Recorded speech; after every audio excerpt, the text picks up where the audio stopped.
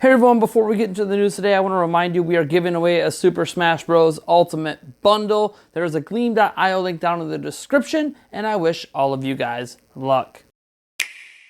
Hey everyone, welcome back to another episode of Prime News, and let's just get right into that news. And the first bit of news we have today deals with Team Sonic Racing. Team Sonic Racing has been delayed until May 21st, 2019. The game was originally slated to release this upcoming December, but the release date was pretty close to the release date of Super Smash Bros. Ultimate, and while we're not sure if that played any role in the delay of the game, it certainly is a benefit to the game to wait until next year.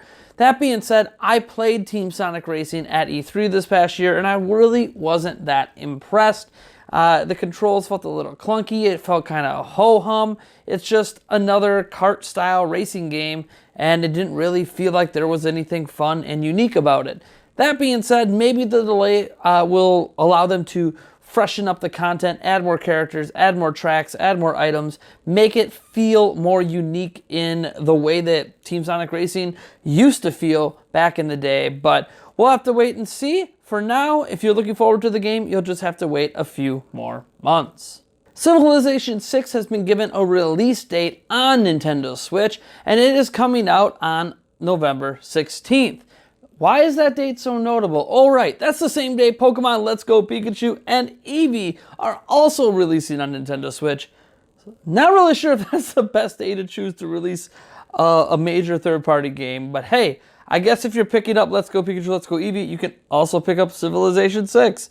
The game itself is going to have touch controls in the portable handheld mode, so that is obviously a benefit to people that were looking forward to potentially using touch controls to simulate using a mouse-style gameplay in the game. Civilization 6 has been released on PC for quite some time now. It's an amazing experience, and I personally did not buy it on PC, even though I avidly played Civilization 5, hoping it would come to a platform like Switch. Now that it is, it's definitely on my must-buy before the end of the month, before I forget the game exists list. Yes, that's a real thing in this house. Our next story is obviously that Red Dead Redemption 2 has come... Oh, wait, whoops. Not Nintendo. I'm sorry. That one stings a little bit. Actually, our next story is that the sales updates have come in from last week through Media Create sales in Japan, and Super Mario Party has held on to the number 2 spot, moving around 36,000 units, which is actually very, very good for a Mario Party game. So congrats to Super Mario Party as you continue to be one of the best-selling or really the best-selling Mario Party game ever released in Japan. Also, Dark Souls Remastered debuted in Japan as well and sold around 14,000 units. So, and that came in at the number 4 spot for Switch.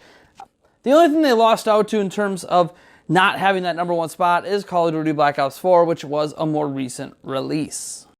Nintendo Switch also stayed on top in Japan, moving 42,000 units, a couple thousand down from the week prior, but it has a hefty lead over PlayStation and 3DS. So, yeah, I mean, at this point, could we just call Japan the land of Switch? I don't know. Let's move on. So a Super Smash Bros. Ultimate Bundle, yes, the very bundle we are giving away in that Gleam.io link down in the description, has been sold on eBay for $1,095. Wow. I think it's interesting that this sold, not because somebody got their hands on the product early. I mean, that happens. It releases next week, Friday. Apparently, they couldn't wait a week, and by the time things are done shipping on eBay, I mean, they're probably going to get it around the same day you could have got it if you just ordered it legit. And it's not a sold-out product. They have not sold out anywhere. You can go and still buy this, and they're going to probably keep selling it all through the rest of the year. That being said, I don't know why someone would pay $1,000 for what essentially is early access to a customized Switch unit from Nintendo. I say this because while it does come with Super Smash Bros. Ultimate, it comes with a digital code. In fact, the picture on eBay showed a sheet that is like, here's your digital code for the game. It didn't show the code, of course. And it's like, so you're paying for early access for that code, but the code itself won't be active until the game releases.